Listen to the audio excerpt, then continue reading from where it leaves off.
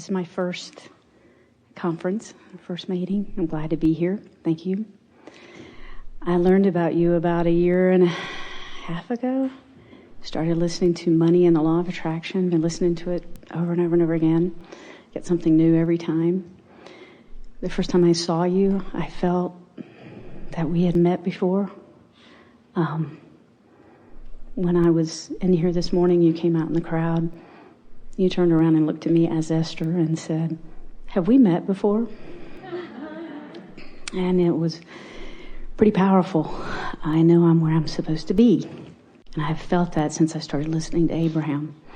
I'm on a path of growth now, personally and business-wise, and this is all new to me.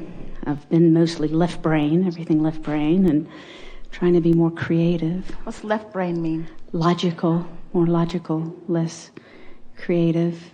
Trying to be more in touch with my feelings, intuition. If we were standing in your physical shoes, we would give up that left brain, right brain stuff.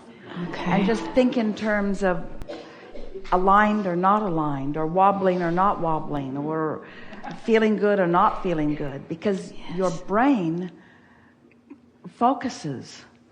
Mm-hmm. In other words, there are logical things that are very aligned to think about, and there are creative things that are very wonderful to think about. Mm-hmm. The more you dissect the human body, the more confused you become. Yes. In starting to listen to you, what I've learned, it's very simple. Think thoughts that make me feel good. And I've realized that over the course of my life, I've thought... And then, in feeling good, more thoughts that feel good will occur to you. Yes. In other words, don't leave law of attraction out of it. It is not a hard cycle to get started, is it? No. And it's coming from a childhood of being in a position of having to feel like I'm trying to gain approval from a parent that's not capable of giving it. Oh, you were born to human parents. Those raised by wolves fared better. But to look within and to not look for that approval from anyone else, but to find that within myself and to accept myself. Yeah. All really good things to know and good things to care about. And to stop agonizing and second guessing myself and to just trust me. We loved everything you said that felt good when you said it. The part that you've decided that you should stop doing, talking about it doesn't stop it. It keeps it going. So don't talk about the things that you're not going to do and talk about the things you are going to do. And don't talk about the things that you didn't like in your childhood and talk about the things that you did like. And don't talk about the things that you didn't like today and talk about the things that you like today. Just orient yourself toward what is wanted and watch how fast you'll sync up with the source within you who does that all the time. This feels good. I've learned so much from this meeting, and there's been so many people here who have said a lot of the things that I feel. And one of the things I felt here recently, actually last weekend on a Sunday, I made a decision to do some things. I was at another meeting, and I've been doing a lot of things here lately that have scared me, that I've been afraid of in the past, but now I'm stepping forward and I'm Well, that's not our message. Forward. We're not encouraging you to step forward in fear, ever. We're saying, get over the fear and then step forward. Mm-hmm. Get the fear out. Fear is a wobble. Okay. We know what you mean. Mm-hmm. We know what you mean to mean. Mm-hmm. And it may seem like we are nitpicking, but when you nitpick in the early stages of the wobble, you get a lot of bang for your buck. When you nitpick once you're really wobbling, it doesn't accomplish anything. So really watch yourself in the things that you say. Mm-hmm. Pay attention to what you mean. Mm-hmm. You're doing very well, and we are nitpicking. We're doing it for your own good. I understand. This little peck on the head. Thank you. No, that was more like eat this worm. It'll taste better. Oh, okay. I know I have so much to learn, and I'm so excited about it, and I want to, that feeling of being in alignment. And what we would like you to know is that this precipice that you can feel that you're upon, this feeling on the brink, you're always going to feel like you're on the brink of a new discovery.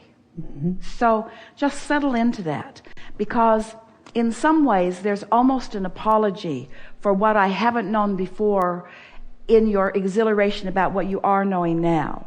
And we want you to know that you're always going to feel excited about the new insight.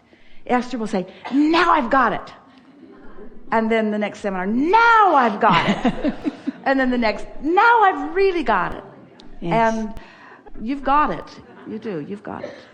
I'm on a new path in my career. Which is always true. You are always going to be on a new path, because you can't double back on the old path. So that's always true. We are annoying in our interruption, aren't we? You are contemplative and wise in your expression, and we are just guiding you a little bit to show you how you can say it better. I'm on a new path sounds like something that you haven't been doing. Where if you say, I'm continuing on my never-ending, unfolding path, that's a more accurate statement, and it puts you in a steadier place. A new path makes it sound more tentative. Continuing a well-traveled, wonderful, unfolding path feels better, doesn't it? Yes. Yeah. Yes. There were been some things I was going to do and had planned to do, but for whatever reason they didn't occur. I think it's not for whatever reason. Not for whatever reason. I know there was a reason. I know it wasn't the way I was supposed to go. Well, not even that. It isn't that something was meant to be or not meant to be. It's that you're choosing the path. When you say, for whatever reason, what I wanted didn't turn out, we would rather you said, because I didn't really line up with what I want. It hasn't yet unfolded, but is still in process. Nothing's done. You can't get it done. You're never going to get it wrong, and you can't get it done. The reason it's never wrong is because it's never done. It's continuing to unfold. So you get to decide all of that. We're trying to firm up your focus a little bit and help you to find more resolve, more feeling of power in your decision. Yeah. So now what? Now what? Put it to you this way. If you had an opportunity to speak with infinite intelligence, what specific conversation would you like to have? God, there's so much. It's just focus. I need focus. I guess I'm second guessing myself about what's next, and I'm taking some steps that I feel like I've always wanted to do, but I've been afraid of, and I'm trying to work on getting past that fear and doing the things that I know that I'm. Well, here's what we would say if we were standing in your physical shoes. There are things that I want to do, but I don't feel a compelling movement right now, which means I'm wise to just cool my jets for a little bit. My guidance says to me, right plan, maybe not right time. So, good to have that guidance. I'm happy to know that. You're not second guessing yourself. You're following your guidance. You're just coming into your conscious awareness of your guidance. I say, nothing's going wrong. Nothing's going to go wrong. You're not missing opportunities. Nothing's gone wrong. It's just unfolding and just going to get more and more fun as you trust yourself more. So we just want to soothe you by saying there's no hurry. Nothing's going away. Everything that you want is still in your vortex. The source within you still knows where it is, knows where you stand. Everybody's on board with you. Everything's just fine. You're not messing anything up. You never have. You're not going to start doing that now. Just chill and be more playful about it. This is not a serious thing. This is a playful, fun creation of your life experience. And you're right on track. Everything's all right. Everything's good. Get out now. Thank you.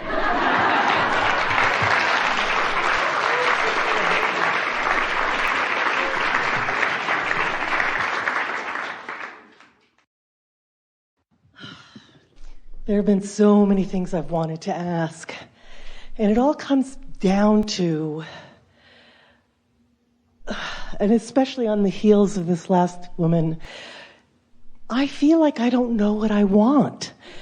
And well, then you know that you want to know what you want. I do know what that I want. So that's knowing something. So you just told us a big fat fib, didn't you? is it possible to waste time? No.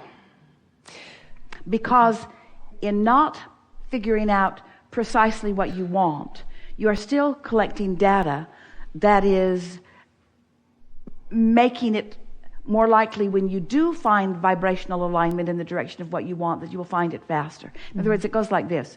As you're sifting through the contrast, knowing what you don't want, knowing what you do want. So you know what you don't want, you know what you do want. You launch this rocket of desire and your vortex receives it. But you're not lined up with it. Well, you could say you've wasted time, but you haven't, because the vibrational variance between who you have become and who you're letting yourself be is now more obvious to you. So we think that's of value. So then you know what you don't want, you know what you do want. You become more, but you still aren't trained enough. You haven't trained yourself. You don't care enough about how you feel to really sensitively feel your way to it. So you don't. So the gap is still a little wider. And so as the gap gets wider between who you've become and what you want, you launch stronger rockets until eventually who you are is so powerful, the source within you is offering it in such a steady, consistent way that it's hard for you to miss it. Well, if you're not missing it and there's a big gap, how are you feeling? Not very good. Guidance that's letting you know, time to focus. If you have asked for many things and you don't feel uncomfortable, what does that mean? There's no big gap. You're closer to who you are and what you want than you're giving yourself credit. And that is the case with you. There's not a big gap. It's not that you have moved vibrationally into a place that you're not allowing. It's that you are pretty much keeping up with what you're asking for. So there's not a big gap. But you are like so many people. Oh, we so love saying this to you and to others at the same time. You've come to equate desire with angst.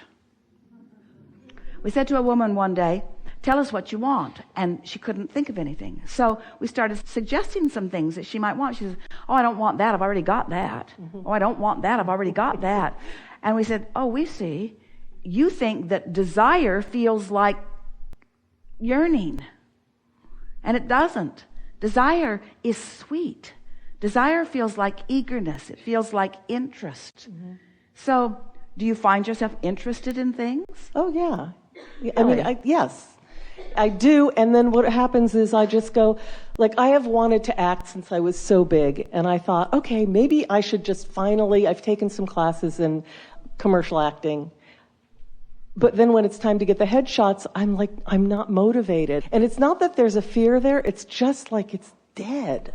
And I'm thinking, okay, I guess that's not the right thing, or I'll try to pursue it and I won't get calls back. Well, when you don't feel inspiration to move in the direction of something, your assumption is that you must be doing something wrong. Right. When it very well could be that idea that you have about moving towards something isn't going to yield you what you really want.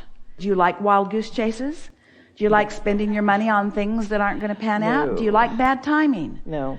Do you like co-creating with people that aren't very good at what they're doing? No. Well, then maybe that's why you don't feel like going. And I find myself in that situation. That's really worth thinking about, isn't it? How quick you are to assume your wrong place. We're speaking to all of you. Don't assume your wrong place. Assume your right place. If this was a really good thing, wild horses couldn't keep you from it, you see. And that's true. And until it feels like that, then don't go. Okay. And there are a couple Unless of you like dabbling. But dabbling can be fun too sometimes. Yeah.